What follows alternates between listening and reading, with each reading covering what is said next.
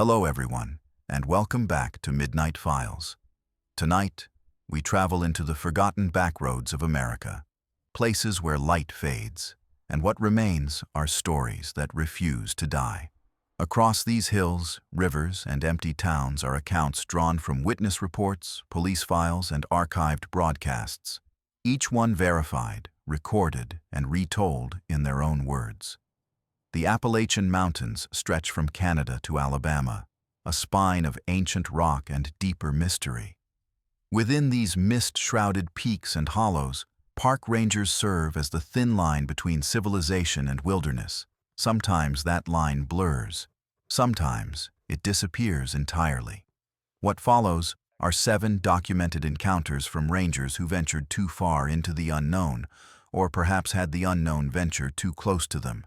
These are the calls that still echo through dispatch archives, the reports that remain unsolved, the experiences that changed how these public servants view the forests they've sworn to protect. Now, let us begin with our first story. It was early November of 2015. Ranger Daniel Whitcomb had worked the Appalachian Trail for 6 years, his territory covering the most remote section of the Great Smoky Mountains. The autumn colors had faded, replaced by the skeletal beauty of bare branches against gray skies. That particular morning, a dense fog had settled in the valley, swallowing visibility to less than 50 feet in places. Daniel had received a call about missing hikers near the Chimney Tops Trail, a notoriously difficult section that had been partially damaged by wildfires the previous year. The weather report predicted clearing by afternoon, but the mist clung stubbornly to the mountainside as he began his ascent. The ranger's boots crunched over fallen leaves, damp from the persistent moisture that characterized these ancient mountains. Daniel carried his standard equipment: radio, first aid kit, flashlight, bear spray, and a GPS tracker that pinged his location to dispatch every 15 minutes. The forest was unnaturally quiet that morning, with no birdsong or animal movement to break the silence. At 42 years old, Daniel had encountered nearly everything these mountains could throw at a person-bear encounters: lost tourists, medical emergencies, and once, what he believed to be a Bigfoot sighting that he never officially reported. But this morning felt different. The air was heavy, charged with something he couldn't identify.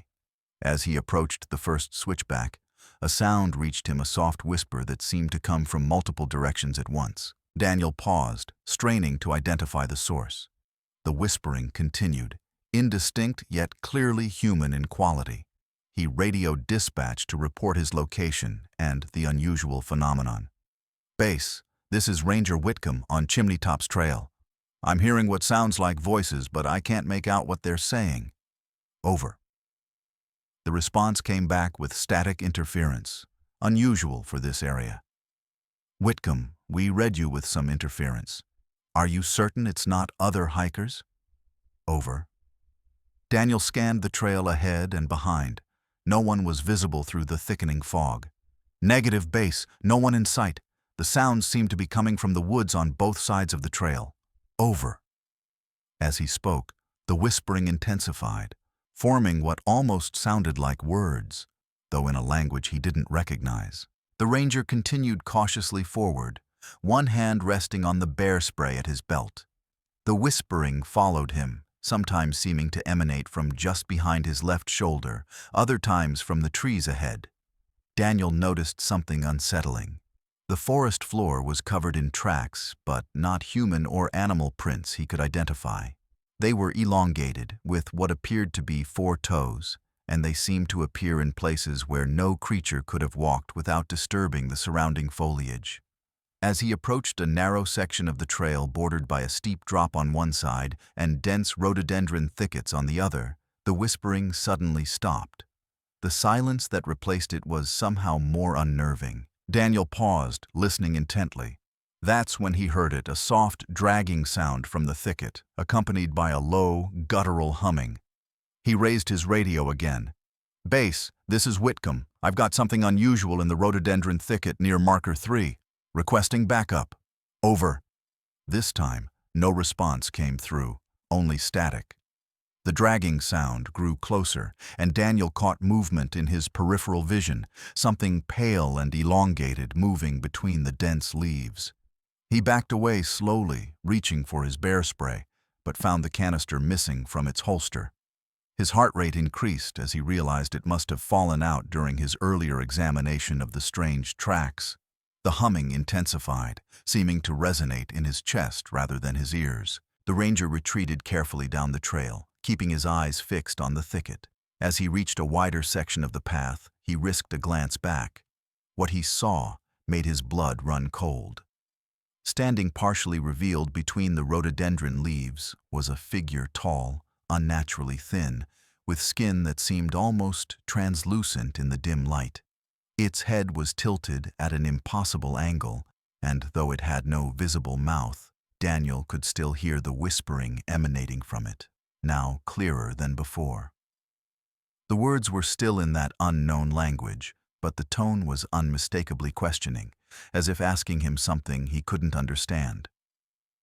The figure raised one long arm, pointing a finger-like appendage at him. Daniel didn't wait to see more. He broke into a controlled retreat down the mountain, maintaining enough presence of mind to note his GPS coordinates, and the time 10:17 a.m. The whispering seemed to follow him, growing fainter as he descended, but never completely disappearing. At the bottom of the trail, he found his bear spray lying beside his truck, though he had no memory of removing it. His radio crackled to life as dispatch finally broke through clearly. "Whitcomb, we've been trying to reach you for 20 minutes. Your tracker showed you stationary at marker 3. What's your status? Over." Daniel reported what he had seen, omitting only the detail about the missing bear spray, which he couldn't logically explain.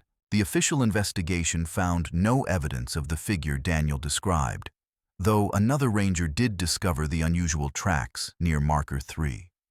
The missing hikers were found 2 days later, approximately 10 miles from their intended route, disoriented but unharmed.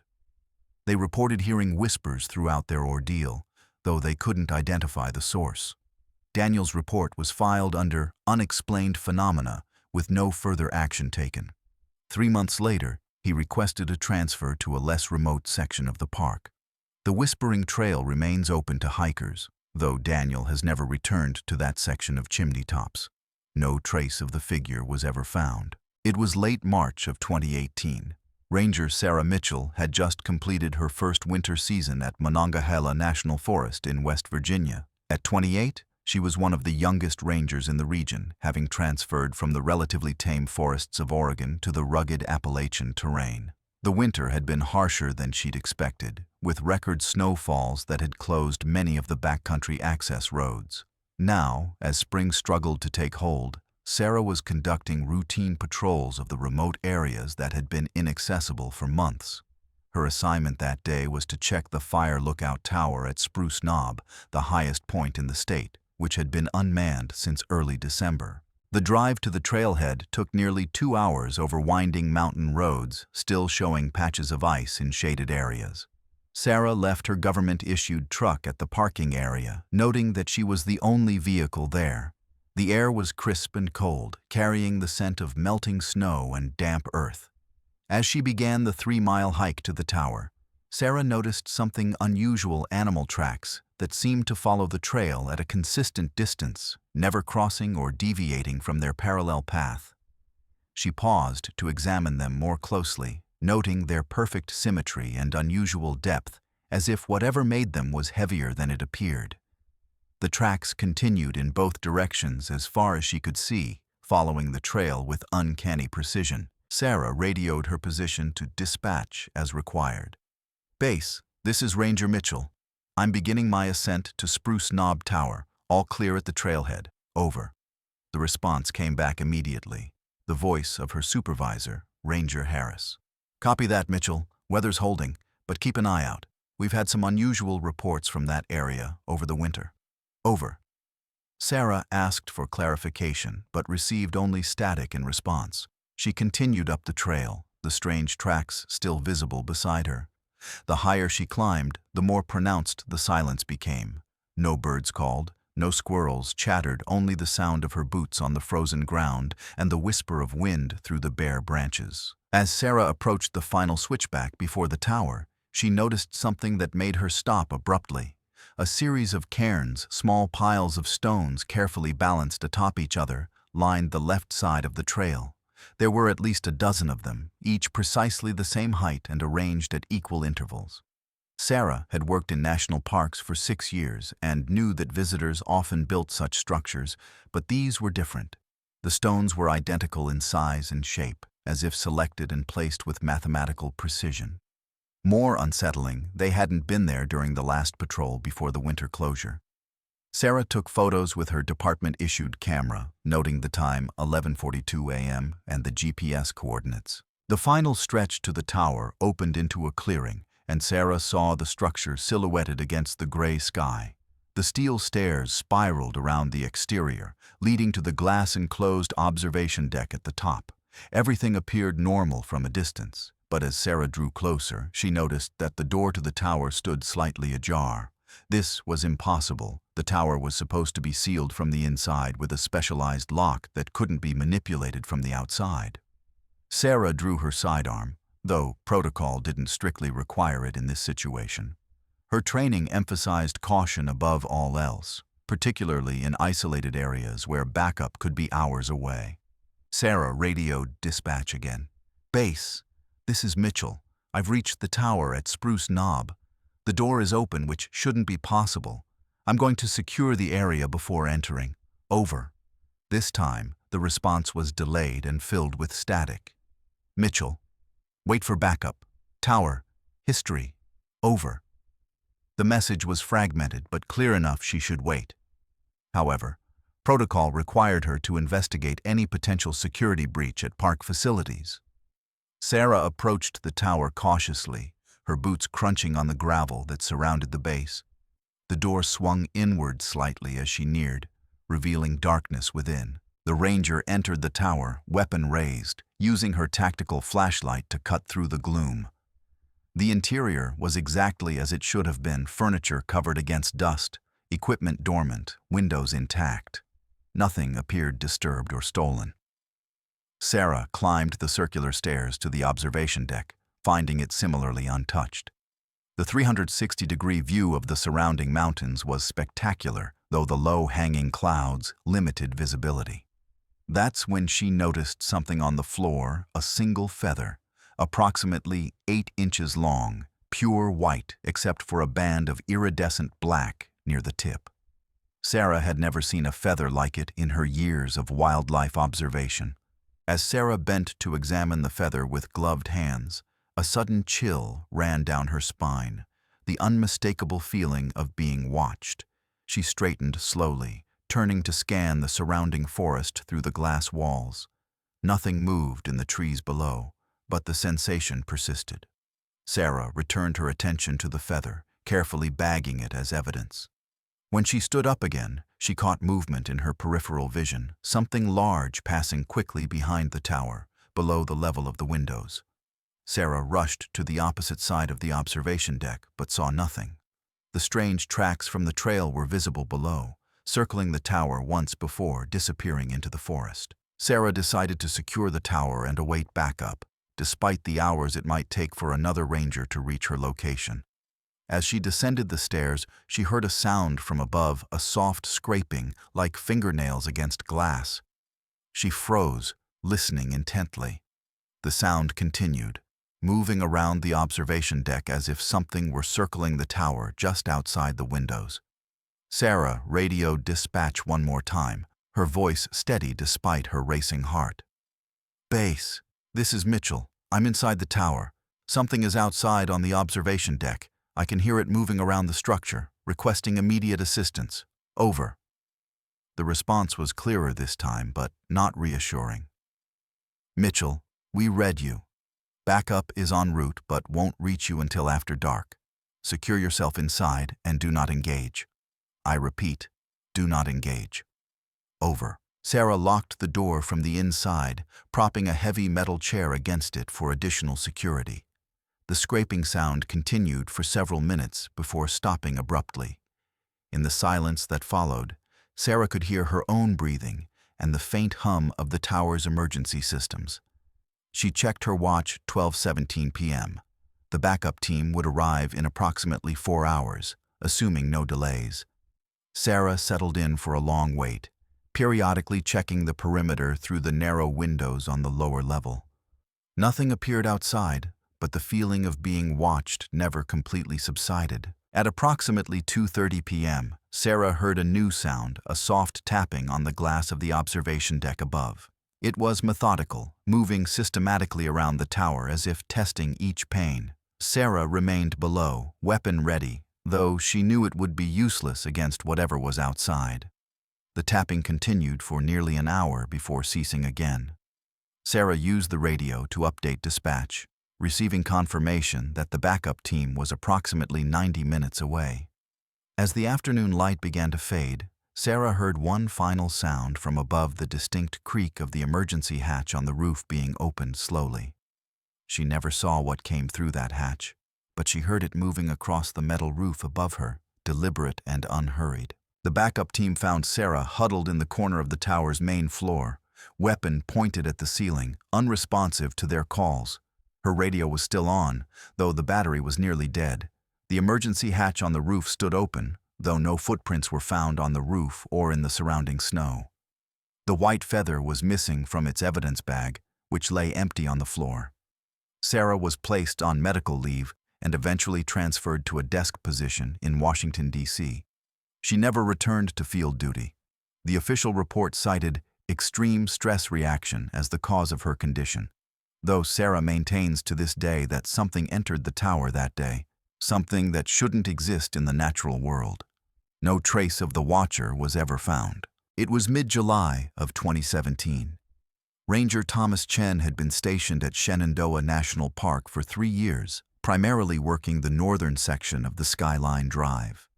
At 35, he was a methodical professional who preferred routine and predictability, qualities that served him well in his role as a search and rescue coordinator.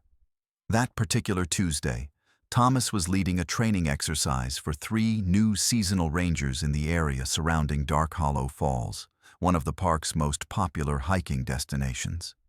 The exercise was designed to test navigation skills in moderate terrain, with the added challenge of working around the constant tourist traffic that characterized summer weekdays in the park. The morning began uneventfully, with Thomas reviewing maps and procedures with the younger rangers, Emily, age 22, Marcus, age 24, and Jake, age 23. All were recent college graduates with minimal field experience, eager to prove themselves during their first season. Thomas assigned each a different section of the trail system to survey, with specific checkpoints to reach by predetermined times. "Remember," he told them, "radio contact every hour, even if everything's normal. These mountains have a way of changing quickly, and I need to know where you are at all times. Understood?" The 3 nodded enthusiastically, adjusting their packs and checking their equipment before setting off in different directions. Thomas stationed himself at the visitor center near the trailhead, maintaining contact with each trainee while monitoring the general area. The summer day was typical for Shenandoah, hot and humid, with the promise of afternoon thunderstorms. Tourists came and went, their laughter and chatter providing a constant backdrop to the rangers' work. At 10:15 a.m., Emily radioed in from her checkpoint near the falls. "Base, this is Ranger Hart. I've reached waypoint 1. All clear here. Over." Thomas acknowledged her transmission, noting the time in his log. Marcus checked in 5 minutes later from a location approximately 2 miles east. Jake's call came at 10:30 a.m. from a position north of the main trail. All reported normal conditions. The next scheduled check-in was at 11:15 a.m. Thomas expected the 3 to be at their second waypoints, spread across a 5-mile radius. Emily's call came first, slightly delayed. "Base, this is Hart. I've reached waypoint 2, but I'm hearing something unusual." Over. Thomas asked for clarification. "It sounds like someone calling my name, but it's faint and coming from multiple directions.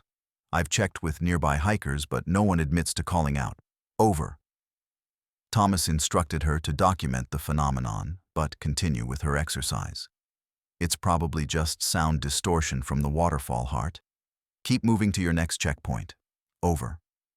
Emily acknowledged, though her voice carried a note of uncertainty that Thomas noted in his log. Marcus checked in at 11:20 a.m., reporting similar experiences. Base, this is Ranger Alvarez. I've reached waypoint 2. I'm hearing what sounds like my name being called, but it's echoing strangely as if coming from inside a cave. There are no caves in this area, correct?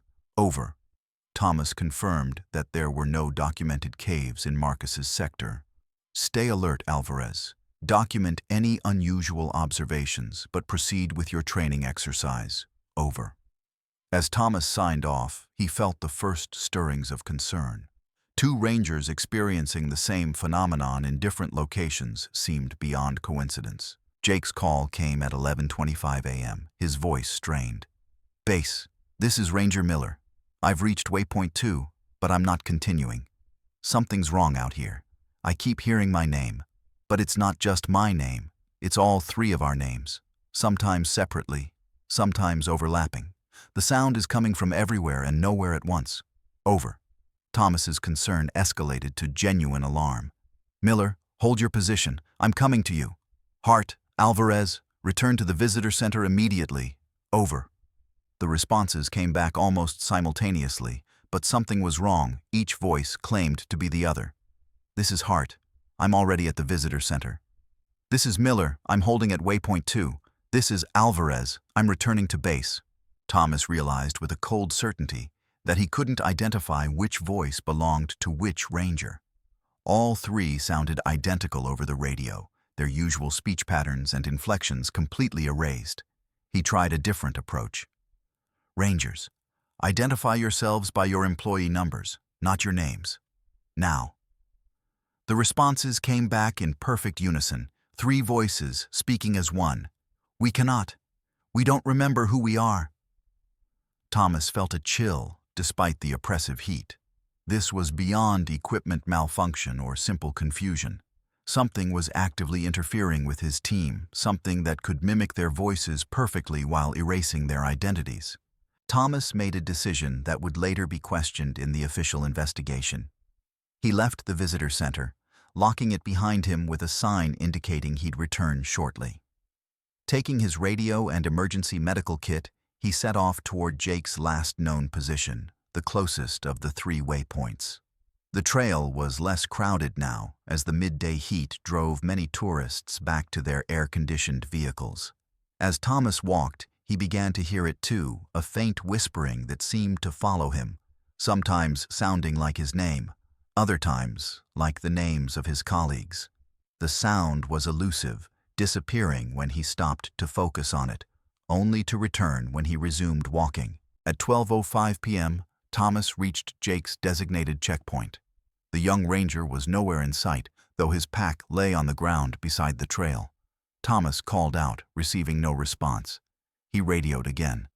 Miller, respond if you can hear me. I'm at your last known position. Over. The reply came immediately, but not from Jake's radio. It seemed to come from the surrounding forest itself. We're all here, Thomas.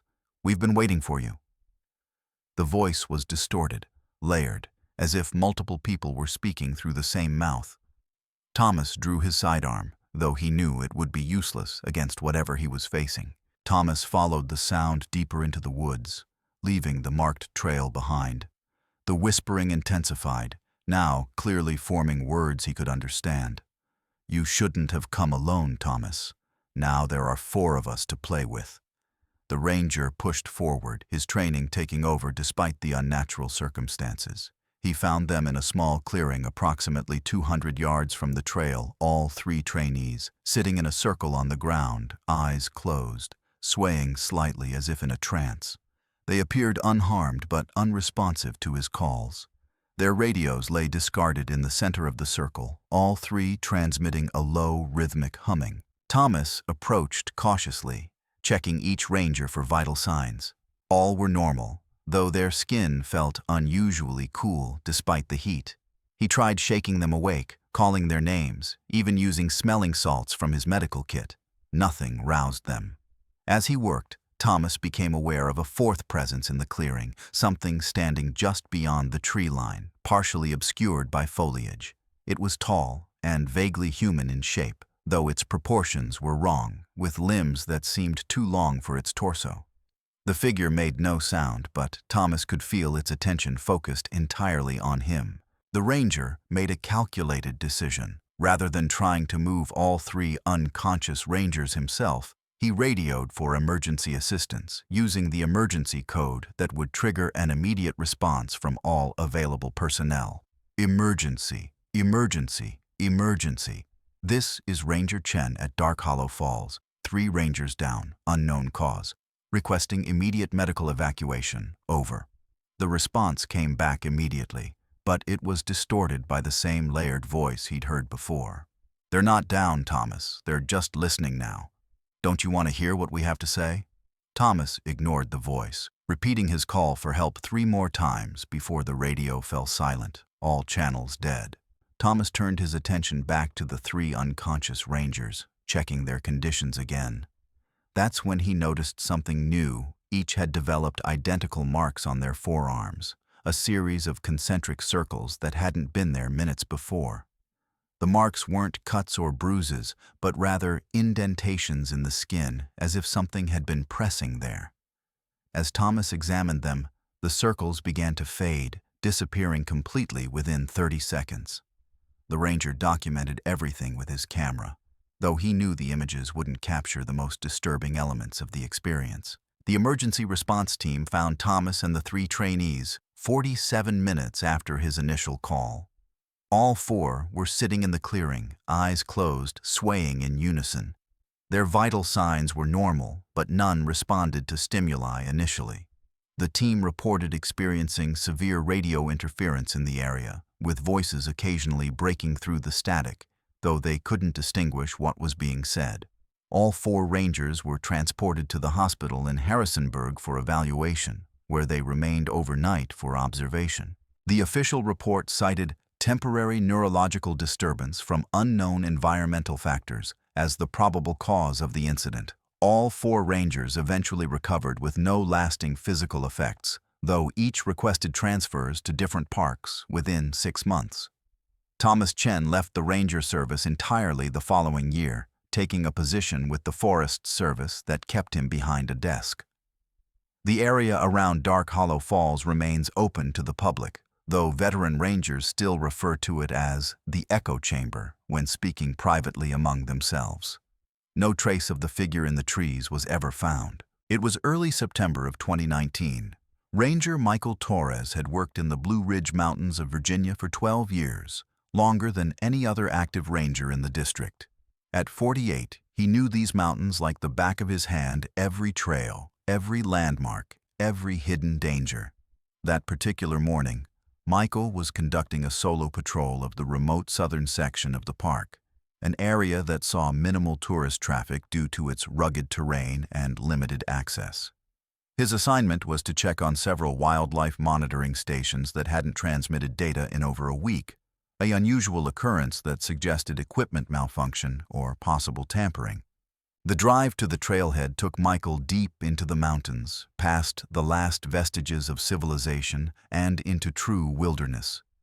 The September air was crisp, carrying the first hints of autumn in the subtle color changes of the deciduous forest. Michael left his vehicle at the designated parking area, noting that the dirt road showed no recent tire tracks other than his own. The ranger shouldered his pack, checking that his satellite phone was fully charged. Standard radio coverage was unreliable in this section of the park. The first monitoring station was approximately 3 miles from the trailhead, through terrain that grew progressively more challenging with each step. As Michael hiked, he noticed something unusual: fresh game trails that seemed to converge on his path from multiple directions. The trails were heavily used, with tracks suggesting significant animal movement, yet he saw no wildlife and heard no birdsong. The forest was unnaturally quiet, as if all the creatures had fled or gone into hiding. Michael paused to examine the tracks more closely, noting that they seemed to follow a pattern rather than the random wanderings typical of animal movement.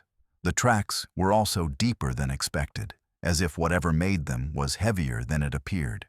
The ranger documented the phenomenon with photographs, noting the GPS coordinates and time 9:17 a.m. Michael continued toward the first monitoring station, his senses heightened by the unusual signs around him.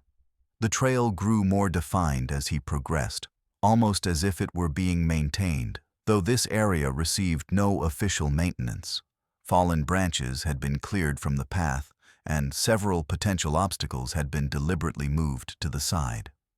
Michael radioed his observations to dispatch, though he expected significant static in this remote area. "Base, this is Torres. I'm approximately 2 miles from the trailhead, heading toward Station 1. I'm seeing unusually maintained trail conditions and heavy animal traffic with no actual wildlife sightings. Over." The response came back surprisingly clear. "Copy that, Torres. Continue to Station 1 and report your findings. Over." The voice on the radio sounded familiar, though Michael couldn't immediately place it. The ranger continued forward, reaching the first monitoring station at 10:05 a.m. The equipment had been completely dismantled, with each component carefully arranged on the ground in a geometric pattern. The solar panel that powered the station lay face down, its support wires cut with precision rather than ripped or torn. Michael photographed the scene before approaching to examine it more closely. That's when he noticed something that made his blood run cold. Among the components lay a series of stones arranged in a spiral pattern, each stone bearing a symbol that matched those used by the ranger service to mark trails and boundaries. Michael backed away slowly, reaching for his satellite phone. The official ranger radio suddenly crackled to life, though he hadn't touched it.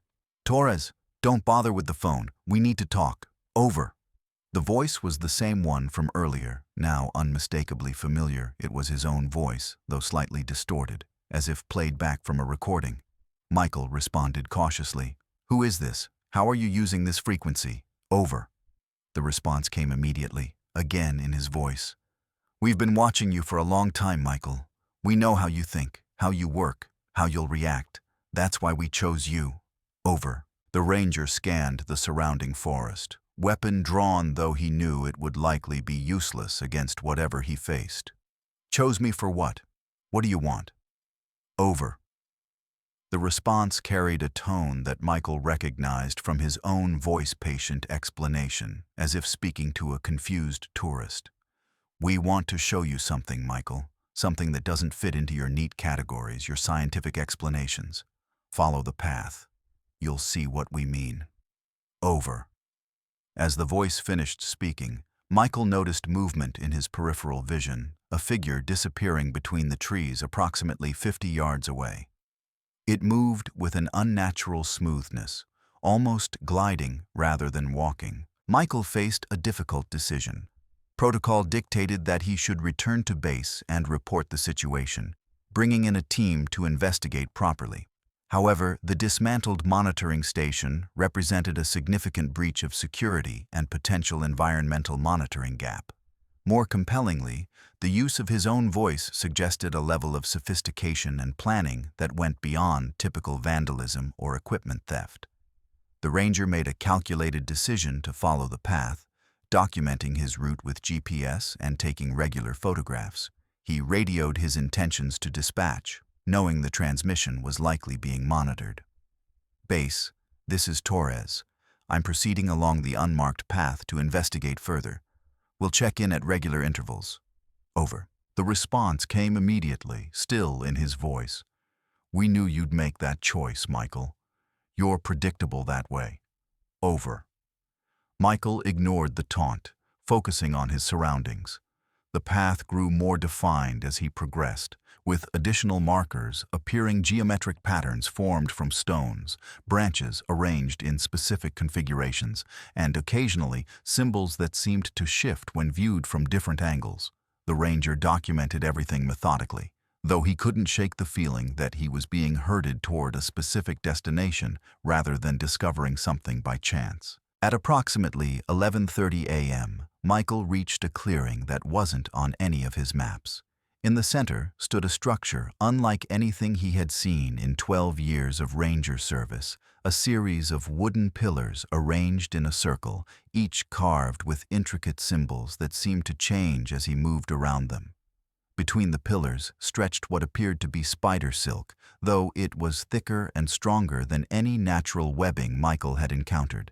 The entire structure vibrated with a low frequency that the ranger felt in his bones, rather than heard with his ears. Michael approached cautiously, his training taking over despite the bizarre circumstances. As he drew closer, he noticed that the symbols on the pillars seemed to form patterns that matched mathematical equations he recognized from his limited college physics courses. More unsettling, several of the equations represented concepts that shouldn't have been known to any human civilization, advanced principles of quantum mechanics and theoretical physics that had only been recently proposed, and some that hadn't been proposed at all. The ranger photographed everything, though he suspected the images wouldn't capture the full complexity of what he was seeing. As Michael circled the structure, he noticed movement between the pillars' figures that seemed to phase in and out of visibility, never quite solid enough to identify clearly. They moved with purpose, adjusting the webbing between the pillars and occasionally touching the symbols, which would glow faintly at their touch. The ranger felt an overwhelming urge to flee, but his feet remained rooted to the spot, as if the low frequency emanating from the structure was paralyzing him. The radio on his belt crackled to life again, still using his voice. "Impressive, isn't it? We've been working on it for years. But it's almost complete now. Soon, we won't need to hide anymore." "Over," Michael finally found his voice, though it came out as a hoarse whisper. "Who are you? What is this place?" "Over." The response carried a tone of what almost sounded like pity still in his voice. "We're what comes next, Michael. The next step. This place is, well, think of it as a doorway, or maybe a radio tower, depending on how you look at it. It lets us communicate with others like us across distances you can't imagine." Over. One of the figures between the pillars turned toward Michael, and for the first time, he got a clear look at it. The face was human in shape but lacked features: no eyes, no nose, no mouth, only smooth skin that seemed to absorb light rather than reflect it. The ranger finally broke free of whatever had been holding him in place, stumbling backward and falling to the ground. The figure between the pillars raised an arm, pointing a finger-like appendage at Michael. The radio on his belt spoke again, this time with urgency. "Don't run, Michael. We need you. You're the bridge. You're how we cross over. Over." Michael scrambled to his feet, breaking into a desperate run back the way he had come. The path seemed to stretch endlessly before him, though he knew it was only a few miles back to the trailhead. Behind him, he could hear what sounded like multiple voices speaking in unison, though the words were in no language he recognized. Michael didn't stop running until he reached his truck, fumbling with the keys and nearly dropping them in his panic. As he drove away, he glanced back at the forest one last time. The trailhead where he had parked hours earlier now showed a second set of tire tracks, though he had seen no other vehicle. The ranger drove directly to the district headquarters, bypassing his own station and reporting directly to the regional supervisor. The official investigation found no evidence of the structure Michael described, though they did confirm the dismantled monitoring station and the unusual symbols carved into the surrounding trees. Michael Torres was placed on administrative leave pending a psychological evaluation, which he passed with no indication of hallucination or delusion. Nevertheless, he submitted his resignation 2 weeks later, leaving the ranger service after 12 years of exemplary service. The area where he reported the strange structure was closed to the public and designated as a wildlife restoration zone, though no restoration work was ever initiated. 6 months after Michael's encounter, the entire southern section of the park was closed indefinitely due to unusual seismic activity, though no earthquakes were recorded in the region. No trace of the doorway or its builders was ever found. It was late October of 2016. Ranger Rebecca Morgan had been working in the Pisgah National Forest of North Carolina for just over a year, having transferred from the Rocky Mountains after her husband took a position at a university in Asheville. At 32, she was still adjusting to the different rhythms of Appalachian forests. the humidity, the dense understory, the way mist clung to the mountainsides in ways she hadn't experienced in the West. That particular morning, Rebecca was conducting a routine check on several rental cabins in the remote section of the park near Looking Glass Rock. The cabins were rustic but popular, particularly during the fall color season, and required regular maintenance between guests. The drive took Rebecca deeper into the forest than she usually ventured, the paved road giving way to gravel, then to a maintained dirt track that wound through increasingly dense woodland. The autumn colors were at their peak. Red maples, yellow poplars, and the deep bronze of oaks created a canopy that filtered the morning light into shifting patterns on the forest floor. Rebecca's first stop was Cabin 7, the most isolated of the rentals, situated in a small clearing approximately 2 miles from the main road. The cabin was supposed to be vacant between rentals, with the next guests not due until Friday. As Rebecca approached the cabin, she noticed that the front door stood slightly ajar. This was unusual, as cleaning staff were instructed to secure all cabins after servicing them. The ranger parked her vehicle and approached cautiously, hand resting on the sidearm she carried, despite it not being standard procedure for cabin checks. Rebecca called out as she neared the porch. "Park ranger, is anyone inside?" No response came, though she thought she heard something move inside, a soft shuffling sound, like fabric sliding across wood. Rebecca tried the door, finding it unlocked. She entered cautiously, weapon drawn though still holstered. The interior of the cabin appeared normal at first glance, clean, orderly, with no signs of disturbance. The cleaning crew had done their job well, with fresh linens on the bed and dishes neatly stacked in the kitchen area. As Rebecca moved through the small space, she noticed something odd. Every reflective surface in the cabin had been covered with towels or cloths. The bathroom mirror, the small decorative mirror above the fireplace, even the glass front of the microwave, all were obscured. The ranger documented this unusual detail with photographs, noting the time 10:23 a.m. and the cabin number. Rebecca was about to leave when she noticed something that made her pause. In the corner of the main room stood a rocking chair facing away from the door toward the stone fireplace. It was rocking slowly, rhythmically, though there was no one in it and no breeze or vibration that could explain the movement. The ranger approached cautiously, noting that the floor around the chair was completely free of dust, as if it had been recently and thoroughly cleaned. As she drew closer, the rocking stopped abruptly. Rebecca circled the chair, finding it empty but still warm to the touch, as if someone had been sitting there moments before. The ranger radioed dispatch to report her findings. "Base, this is Morgan. I'm at Cabin 7 near Looking Glass Rock. The door was unlocked and slightly open when I arrived. Inside, I found all reflective surfaces covered and a rocking chair that was moving on its own. The chair stopped when I approached it." "Over." The response came back with significant static interference. "Morgan, repeat. Chair, moving. Over." Rebecca repeated her report, though the connection remained poor. "Base, this is Morgan. I'm experiencing significant radio interference.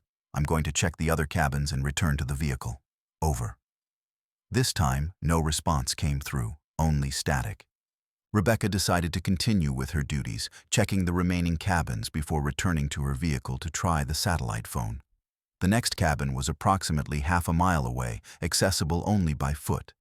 As Rebecca walked the trail between cabins, she became aware of a sound behind her, soft footsteps that matched her pace exactly. She stopped, and the footsteps stopped. She walked again, and they resumed. The ranger turned several times, but saw nothing.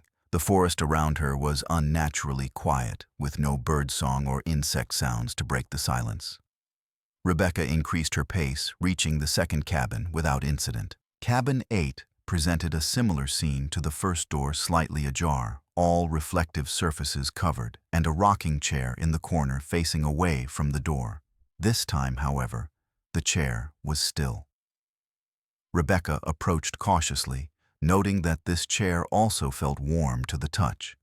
As she examined the cabin, she found something new, a series of small stones arranged on the kitchen table in a spiral pattern. At the center of the spiral lay a single feather, approximately 6 inches long, pure white except for a band of iridescent black near the tip. Rebecca had never seen a bird in the area that would produce such a feather. The ranger documented the scene with photographs, her hands shaking slightly despite her efforts to remain calm. As she worked, she heard a sound from the bedroom, the distinct creak of a floorboard, as if someone were shifting weight. Rebecca drew her weapon, moving slowly toward the bedroom door. "This is Park Ranger Rebecca Morgan. Identify yourself." No response came, though she heard soft breathing from within the room. Rebecca entered cautiously, weapon raised, finding the bedroom empty but with the window standing open despite the cool autumn air. Rebecca crossed to the window, looking out at the forest behind the cabin. That's when she saw a figure standing between the trees approximately 50 yards away. It was tall and unnaturally thin, with skin that seemed almost translucent in the dappled sunlight. The figure raised one arm, pointing a finger-like appendage at the cabin. Rebecca ducked below the windowsill, her heart racing. The ranger radioed again, though she expected only static. "Base, this is Morgan. I'm at cabin 8. I have visual contact with an unknown individual approximately 50 yards behind the cabin, requesting immediate backup. Over." To her surprise, a response came through clearly, though not from dispatch. "We know who you are, Ranger Morgan. We've been watching you since you arrived in these mountains. You don't belong here." The voice was distorted, layered, as if multiple people were speaking through the same mouth. Rebecca responded with more confidence than she felt. "This is federal land. Identify yourself and remain where you are. Rangers are on the way." The response carried what sounded like amusement. "There are no other rangers coming, Rebecca. We've made sure of that. It's just you and us now, and we have so much to show you." Rebecca made a split-second decision.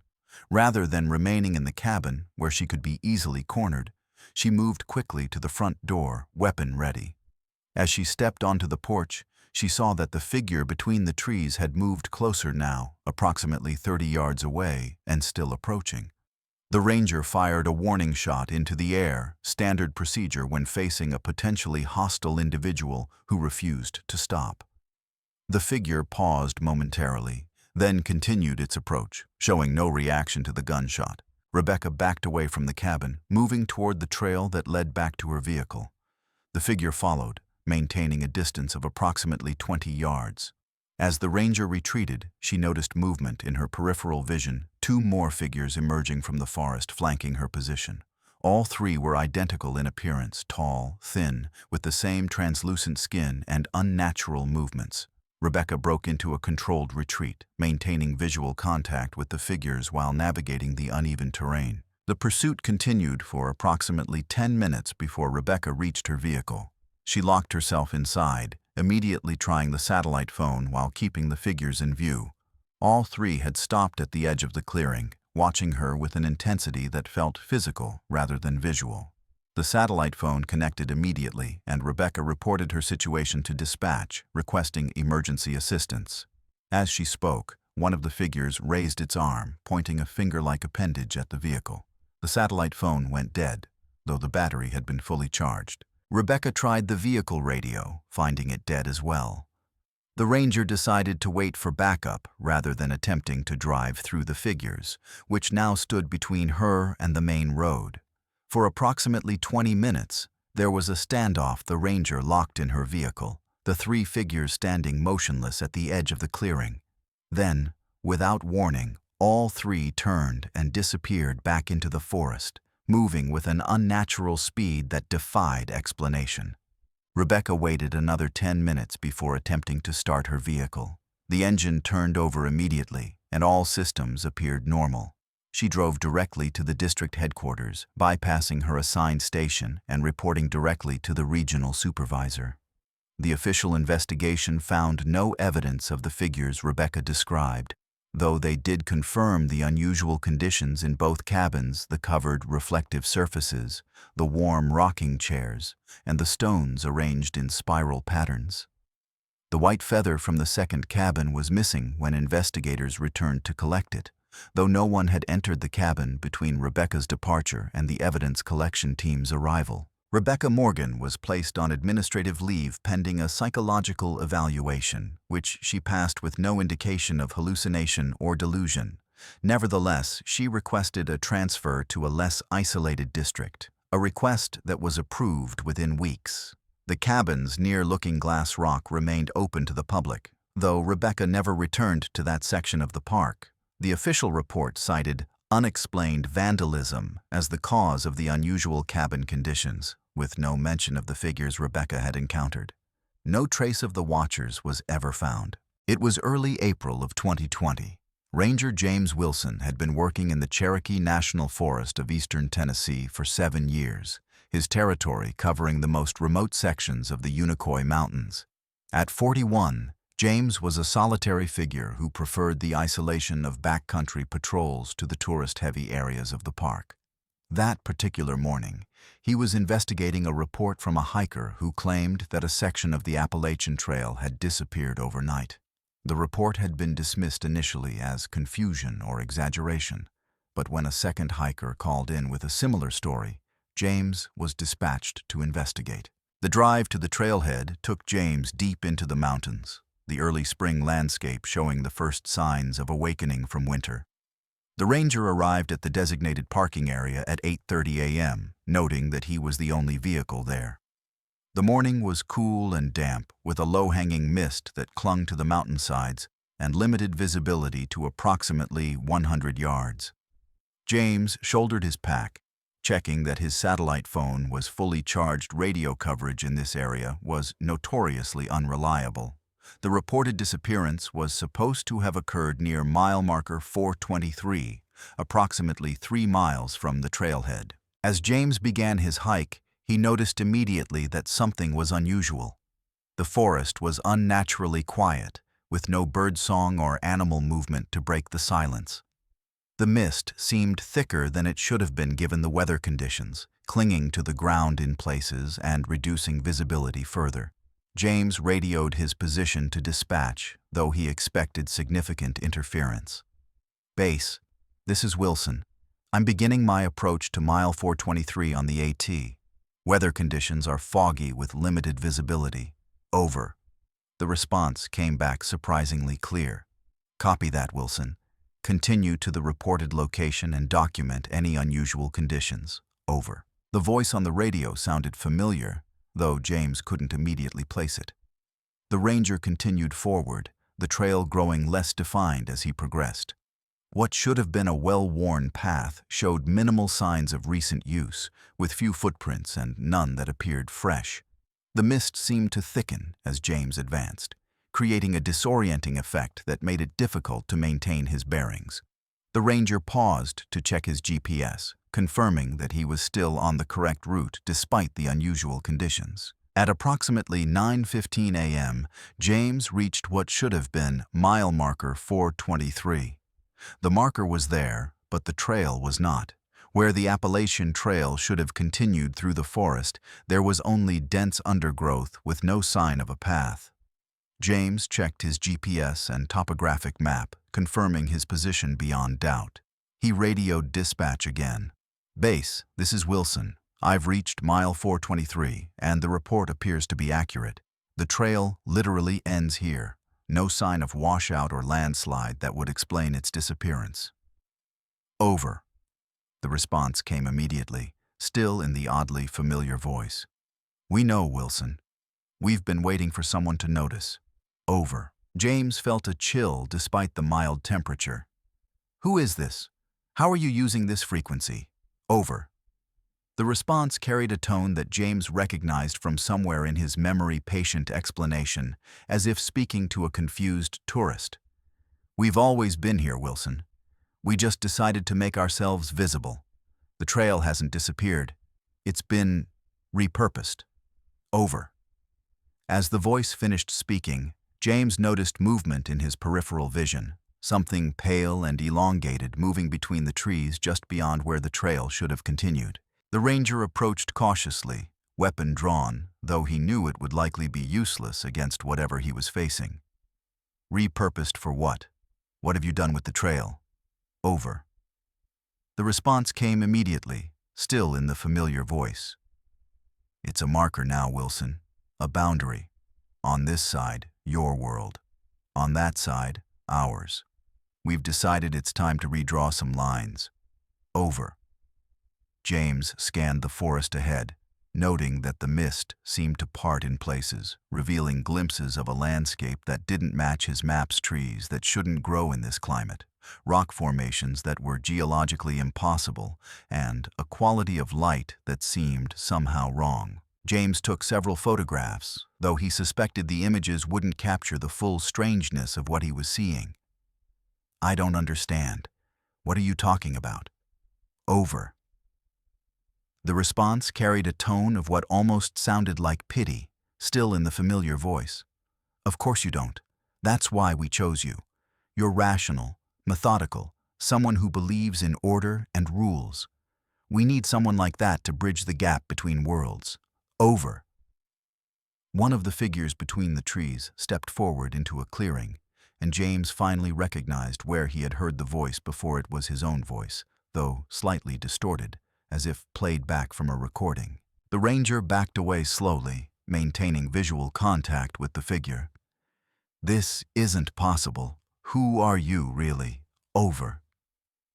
The response came from all directions at once, his voice echoing through the mist. We're what's been here all along, Wilson. What's been sleeping under your mountains while you built your trails and your markers. We're waking up now, and we're hungry. Over. As the voice finished speaking, James noticed that the forest around him had changed. Without his noticing, the trail behind him had vanished, replaced by the same dense undergrowth that blocked his path forward. He was surrounded. James tried the satellite phone, finding it dead despite the fully charged battery. The ranger radio again, though he expected no response. Base, this is Wilson. I'm in some kind of trouble at mile 423. The trail has disappeared behind me as well as ahead. I'm surrounded by something I can't identify. Over. The response came immediately in his voice. No one can hear you now, Wilson. You're on our territory, but don't worry, we won't hurt you. We need you. You're going to be our ambassador. Over. James made a decision that would later be questioned in the official investigation. Rather than waiting passively, he moved forward, pushing through the undergrowth toward where the trail should have continued. The vegetation resisted his passage, branches seeming to move to block his way, thorns tearing at his clothing and skin. The ranger persisted, driven by the instinct to escape rather than surrender. As he struggled forward, he became aware of figures moving between the trees, tall, thin shapes with no discernible features, their forms shifting and changing as he watched. After what seemed like hours, but was probably only minutes, James broke through into a clearing that wasn't on any of his maps. In the center stood a stone circle, each pillar carved with intricate symbols that seemed to change as he moved around them.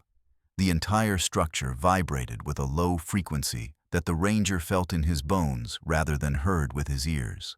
As James approached, he noticed that the symbols on the pillars seemed to form patterns that matched mathematical equations he recognized from his limited college physics courses. The ranger circled the structure cautiously, documenting everything with his camera despite the strange circumstances. As he completed his circuit, he noticed movement among the pillars' figures that seemed to phase in and out of visibility, never quite solid enough to identify clearly. They moved with purpose, adjusting the arrangement of the stones and occasionally touching the symbols, which would glow faintly at their touch. James felt an overwhelming urge to flee, but his feet remained rooted to the spot, as if the low frequency emanating from the structure was paralyzing him. The radio on James's belt crackled to life again, still using his voice. Impressive, isn't it? We've been working on it for years, but it's almost complete now. Soon, the boundary between our worlds will be gone entirely. Over. James finally found his voice, though it came out as a hoarse whisper. What happens then? Over. The response carried a tone of what almost sounded like excitement, still in his voice. Then we get to meet your neighbors, Wilson. All 7 billion of them. We've been so lonely. Over. One of the figures between the pillars turned toward James, and for the first time, he got a clear look at it. The face was human in shape but lacked features: no eyes, no nose, no mouth, only smooth skin that seemed to absorb light rather than reflect it. The figure raised an arm, pointing a finger-like appendage at James. The ranger finally broke free of whatever had been holding him in place, stumbling backward and falling to the ground. The figure between the pillars lowered its arm, and James felt a sudden change in the air around him. The ranger scrambled to his feet, breaking into a desperate run back the way he had come. The forest seemed to shift around him as he ran, paths appearing and disappearing with no logic or pattern. Behind him, he could hear what sounded like multiple voices speaking in unison, though the words were in no language he recognized. James didn't stop running until he burst through the tree line into the parking area where he had left his vehicle, finding it exactly as he had left it hours before. James drove directly to the district headquarters, bypassing his own station and reporting directly to the regional supervisor.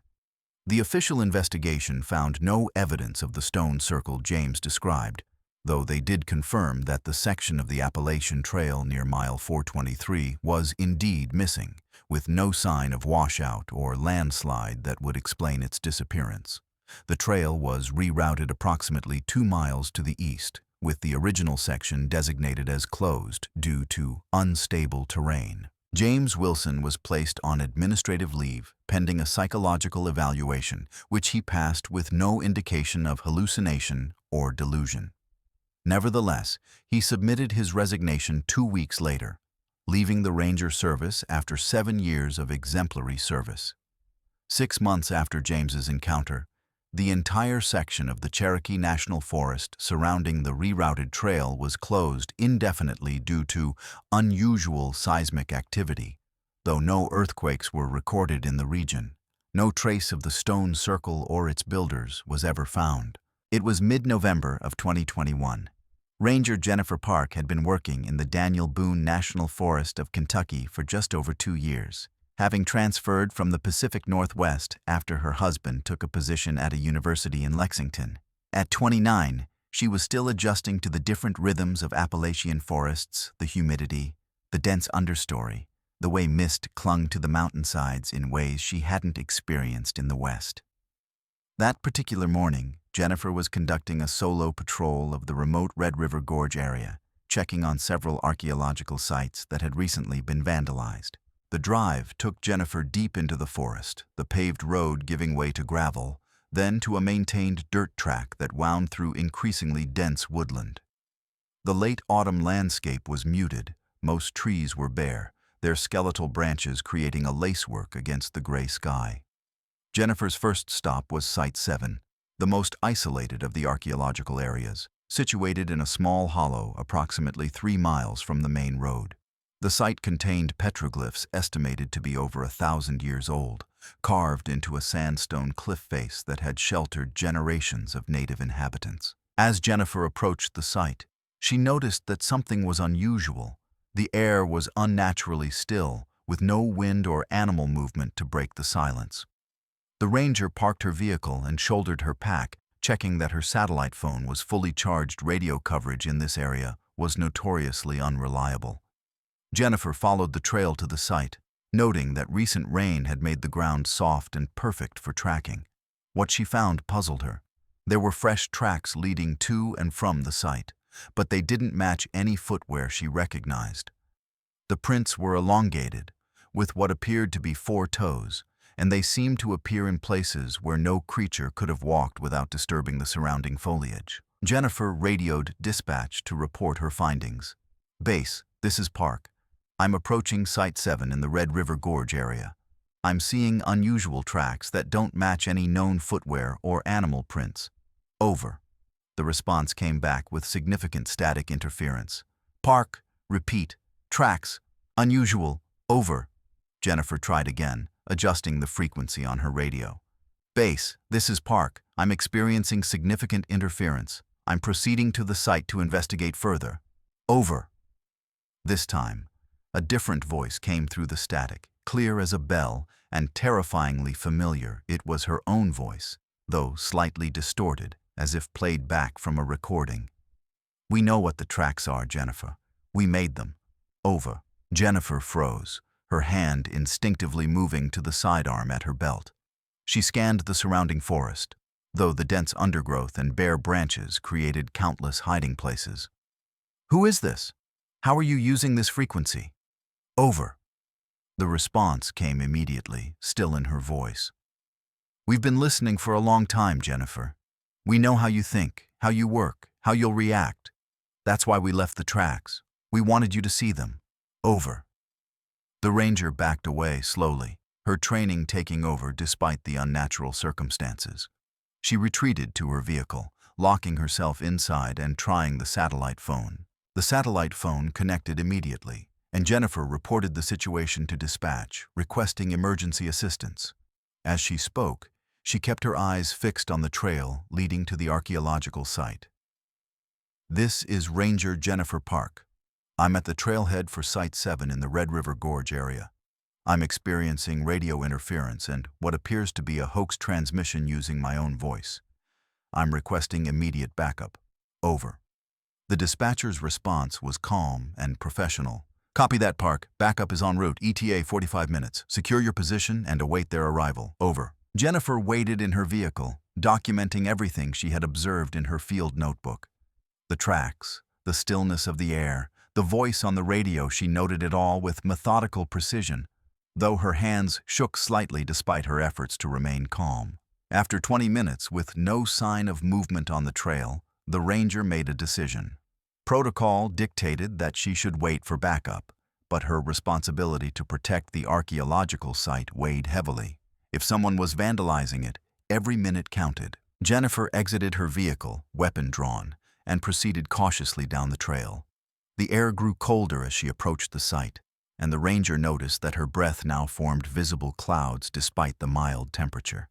The forest remained unnaturally quiet, with no birdsong or animal sounds to break the silence. As Jennifer rounded the final bend before the site, she stopped abruptly, her heart pounding in her chest. The petroglyphs had been changed. The ancient carvings were still there, the spirals, the animal figures, the handprints of people who had lived here 1,000 years ago. But interspersed with them were new symbols, carved with a precision that seemed impossible given the tools available to modern vandals. The new symbols were geometric, complex, and arranged in patterns that hurt the eyes to look at directly. More unsettling, they seemed to shift and change as Jennifer moved, their lines flowing like liquid across the sandstone face. Jennifer approached cautiously, her training taking over despite the bizarre circumstances. She photographed the entire cliff face, documenting both the original petroglyphs and the new additions. As she worked, she became aware of a low hum emanating from the rock itself, a frequency that she felt in her bones rather than heard with her ears.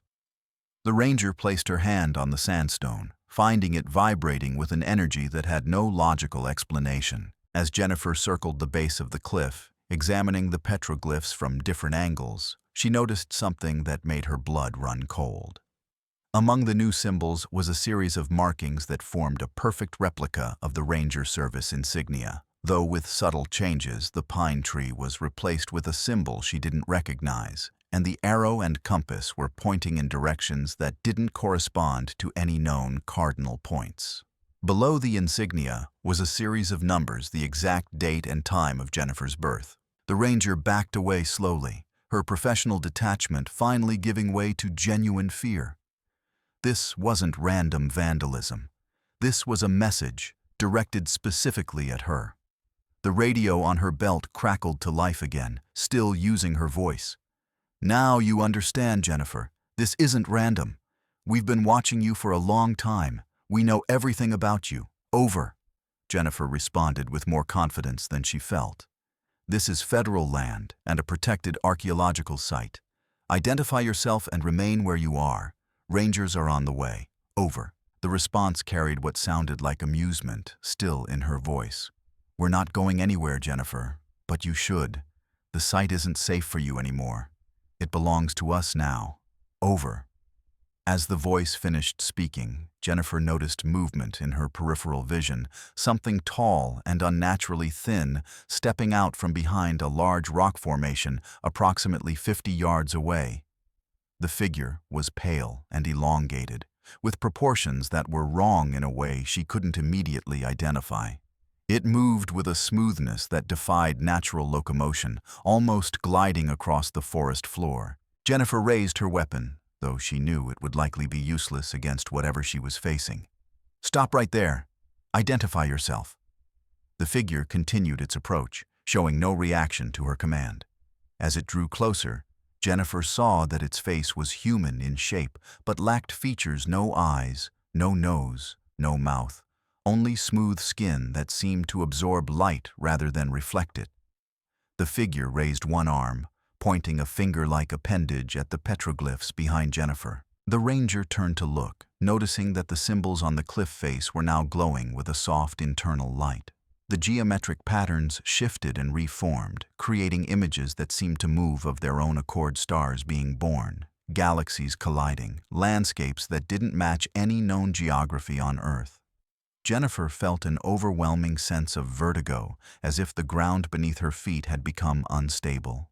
She turned back to the figure, finding that it had moved closer while she was distracted. The radio on Jennifer's belt spoke again, still in her voice. "We've been waiting for someone like you, Jennifer. Someone who can understand what we're trying to communicate. These symbols aren't just art. They're a language, a history, a warning. Over." The ranger backed away slowly, keeping her weapon trained on the figure. "A warning about what? Over." The response carried a tone of what almost sounded like urgency, still in her voice. "About what's coming, what's already here. We're not the threat, Jennifer. We're the historians, the witnesses. The real threat is what comes after us. Over." Jennifer reached the edge of the clearing, her retreat becoming more urgent. "What comes after you? What are you talking about? Over." The figure stopped its approach, lowering its arm. The response came from all directions at once, her voice echoing through the forest. "The ones who erase, the ones who silence, the ones who will unmake everything you see, everything you know, and everyone you've ever loved. We're just trying to leave a record before it's all gone. Over." The ranger broke into a controlled retreat, maintaining visual contact with the figure as she backed down the trail. "Why me? Why show me this? Over." The response followed her, her voice seeming to come from the trees themselves. "Because you document, Jennifer. Because you preserve. Because you're one of the few who pays attention to the details. We need someone to remember us when we're gone. Over." Jennifer didn't respond, focusing all her energy on reaching her vehicle. As Jennifer burst through the tree line into the parking area, she risked a glance back. The figure stood at the edge of the forest, watching her with an intensity that felt physical rather than visual. The ranger locked herself in her vehicle, immediately trying the satellite phone while keeping the figure in view. The phone connected, and Jennifer reported her situation to dispatch, requesting emergency assistance. As she spoke, the figure raised its arm, pointing a finger-like appendage at the vehicle. The satellite phone went dead, though the battery had been fully charged. Jennifer waited for backup, her eyes fixed on the figure at the edge of the forest. After approximately 10 minutes, the figure turned and disappeared back into the woods, moving with an unnatural speed that defied explanation. The ranger waited another 20 minutes before attempting to start her vehicle. The engine turned over immediately, and all systems appeared normal. She drove directly to the district headquarters, bypassing her assigned station and reporting directly to the regional supervisor. The official investigation found no evidence of the figure Jennifer described, though they did confirm the unusual symbols on the petroglyphs.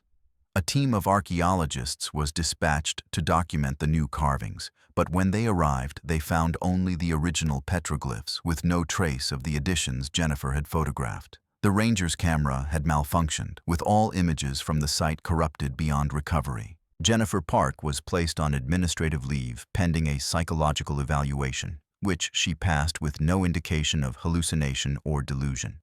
Nevertheless, she requested a transfer to a different region, a request that was approved within weeks. The archaeological site in the Red River Gorge was closed indefinitely due to unstable rock formations, though no geological instability was ever documented. No trace of the watcher or its warnings was ever found.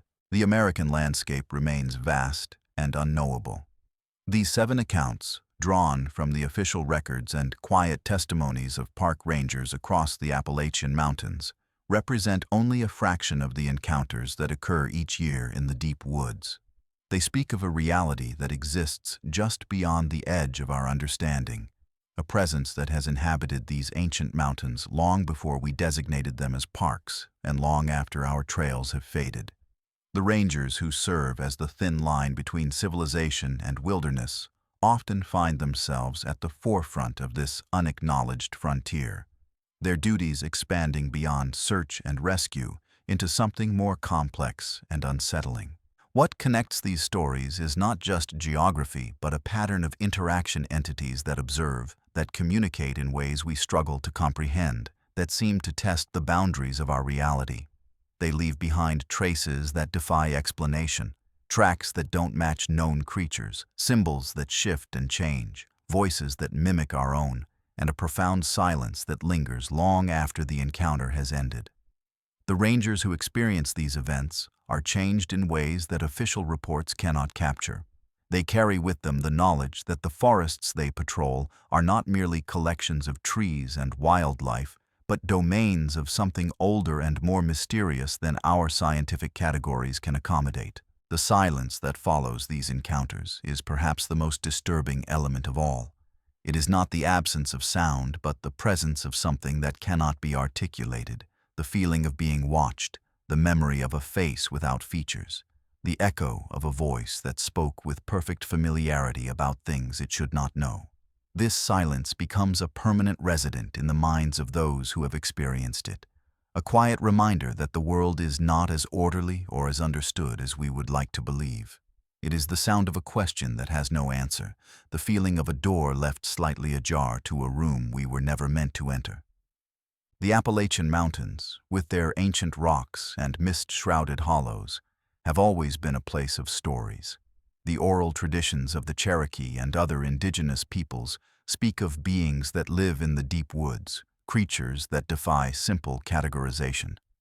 These modern ranger accounts suggest that some of those stories may contain more truth than we care to admit.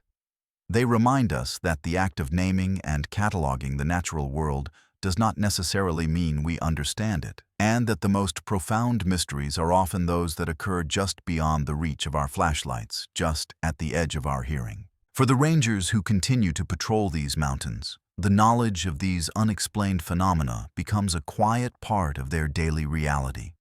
They check their equipment, they file their reports, they maintain the trails, but they carry with them the awareness that something else walks these woods when the tourists have gone home and the sun has set behind the peaks. They learn to live with the uncertainty, to find a balance between their official duties and the unspoken understanding that some things are better left uninvestigated, some questions better left unanswered. If you or someone you know has a true story to share, leave it in the comments below. The documentation of these experiences is essential, not just for understanding what lies beyond the edge of our map, but for honoring those who serve in the quiet places between worlds. Each account adds to a larger picture, a mosaic of encounters that suggests we are not alone in these ancient mountains, and perhaps never have been. Thank you for watching Midnight Files. Until next time, stay safe out there.